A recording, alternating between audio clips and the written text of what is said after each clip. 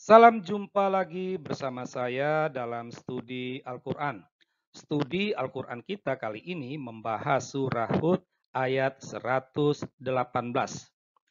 Ini merupakan sebuah ulasan logis sehingga dibutuhkan nalar akal sehat untuk mengikuti studi ini. Jika kita membuka kitab Al-Quran surah Hud ayat 118, maka kita menemukan kalimat sebagai berikut. Dan jika Tuhanmu menghendaki, tentu Dia jadikan manusia umat yang satu. Tetapi mereka senantiasa berselisih. Nah, umat Islam sangat yakin apa yang tertulis ini merupakan wahyu Allah, kata-kata Allah sendiri.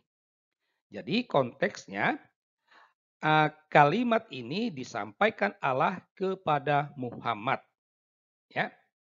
Nah, sangat menarik, ya, bahwa Allah sudah berkata, Allah sudah berfirman, Al-Quran itu merupakan keterangan yang jelas, ya. Maka apa yang tertulis ini jelas juga maknanya. Dengan sangat sederhana dan mudah, ulama Islam menafsirkan wahyu Allah ini bahwa Allah memiliki sikap hormat dan menghargai perbedaan. Ya, nah, karena sikap Allah ini adalah juga sikap umat Islam, maka dapat disimpulkan Islam merupakan agama yang toleran. Islam agama yang menghormati dan menghargai perbedaan. Baik Allah maupun umat Islam tidak akan memaksakan kehendaknya. Nah, terasa sangat indah, ya, sangat indah tafsiran atas wahyu Allah ini, ya. Namun, jika wahyu Allah ini ditelaah secara logis dan membandingkan dengan kenyataan, maka akan ditemukan tong kosong nyaring bunyinya. Karena ditemukan ada masalah terhadap surah Hud ayat 118 ini. Yang pertama, kita akan melihat masalah terhadap wahyu Allah itu sendiri, ya. Jadi, sekali lagi perlu diingatkan bahwa apa yang tertulis ini itu diucapkan Allah kepada Muhammad. Jadi yang tertulis ini adalah kata-kata Allah, ya, kata-kata Allah. Orang yang masih waras, yang masih mempunyai akal sehat akan langsung menemukan akar persoalan dari wahyu Allah ini, yaitu terdapat pada kata dia, ya. Nah, saya membuat perbandingan, ya. Saya adalah Allah dan saya katakan, dan jika Tuhanmu menghendaki, tentu Dia jadikan manusia umat yang satu. Pertanyaannya, apakah Dia itu adalah saya? Tentu bukan, ya. Secara akal sehat bukan. Jadi kata Dia di sini, ya, kata Dia di sini itu tidak merujuk kepada Allah yang berbicara. Dia itu adalah Allah yang menghormati perbedaan. Ya. Allah yang menghormati perbedaan dan Allah yang berbicara itu merupakan dua entitas yang berbeda. Ya. Nah, seperti ibaratnya saya kasih contoh. Saya berkata kepada Anda, dia yang memasak nasi itu. Nah, yang memasak nasi itu siapa? Saya atau dia? Jelas dia. Dia itu berbeda dengan saya, ya kan? Nah, oleh karena itulah kasus kata dia dalam wahyu Allah ini membuat orang yang berpikiran waras dapat menyimpulkan Allah ada dua, yaitu Allah yang berbicara dan Allah yang menghormati perbedaan. Menghadapi kritik ini, kerap ulama Islam melontarkan rasionalisasi, ya. Mereka mengatakan bahwa wahyu Allah itu diucapkan oleh Jibril, ya, seorang utusan Allah. Sebagai utusan, dia menyampaikan pesan Allah. Ya, pesan itu adalah wahyu Allah, kata-kata Allah. Nah, tapi menjadi persoalannya, jika kita mengatakan bahwa kalimat wahyu Allah ini disampaikan oleh Jibril, maka klaim Al-Quran langsung dari Allah itu langsung runtuh. Karena terbukti wahyu Allah ini tidak langsung disampaikan oleh Allah, tetapi oleh Jibril. Ya kan? Jadi langsung tanpa Al-Quran itu tidak langsung dari Allah. Selain itu juga, secara logika dan juga berdasarkan ilmu linguistik, apa yang tertulis ya dalam surah Hud ayat 118 ini bukanlah kata-kata Allah, tetapi kata-kata Jibril. Ya.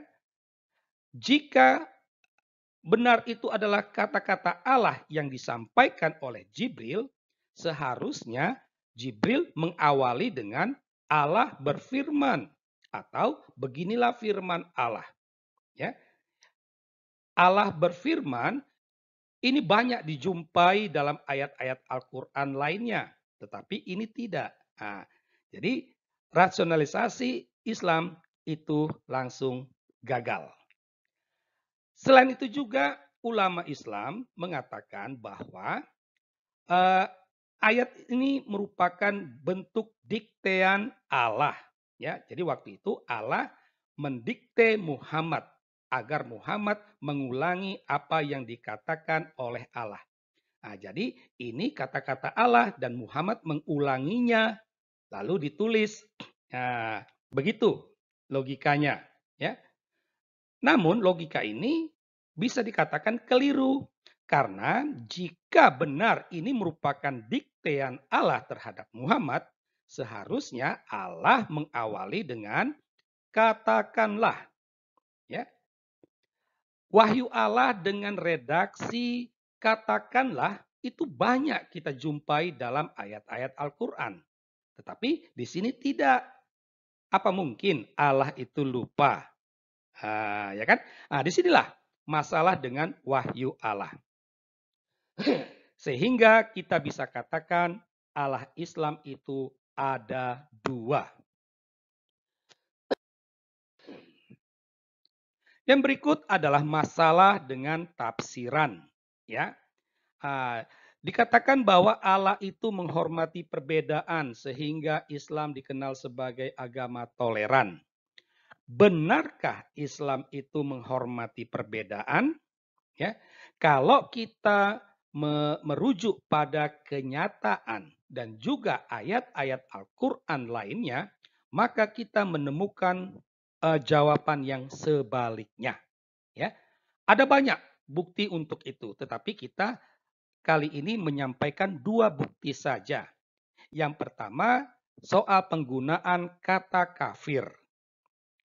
Hanya karena tidak mengakui Al-Quran sebagai kitab suci, tidak menerima Muhammad sebagai nabi, maka seseorang itu akan dilabeli kafir. Ya.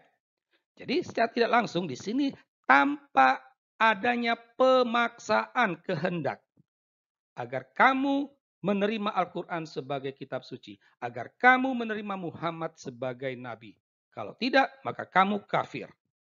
Dan Allah sudah berfirman, orang kafir itu wajib dimusuhi, dimusnahkan. Ya, sehingga di dunia ini hanya ada Islam. Lantas di mana letak penghormatan terhadap perbedaan? Bukti kedua, klaim Taurat dan Injil itu palsu. Hanya karena Al-Quran dan Muhammad itu tidak tertulis dalam Taurat dan Injil, maka baik Allah maupun umat Islam akhirnya percaya Taurat dan Injil itu sudah palsu. Sekali lagi, tampak jelas Allah dan juga Islam mau memaksakan kehendak agar Al-Quran dan Muhammad itu harus tertulis dalam Taurat dan Injil. Mimpi kali ya. Nah, dari uraian di atas kita dapat ambil kesimpulan ya. Kesimpulan terhadap surah Hud ayat 118. Tampak jelas bahwa tafsiran atas surah Hud 118 ini tidak seindah kenyataan ya. Karena terbukti baik Allah maupun umat Islam tidak menghormati perbedaan. Sehingga Islam bukanlah agama yang toleran. Yang berikut, jika surah Hud ayat 118 ini merupakan wahyu Allah, maka harus dikatakan Allah ada dua. Menjadi pertanyaannya, benarkah demikian? Nah, secara logika, wahyu Allah dalam surah Hud ini bukanlah wahyu Allah. Sehingga bisa dikatakan surah Hud ayat 118 merupakan hasil rekayasa Muhammad, merupakan kebohongan Muhammad. Demikianlah kajian logis kita atas surah Hud ayat 118. Semoga mendapatkan pencerahan. Sekian dan terima kasih.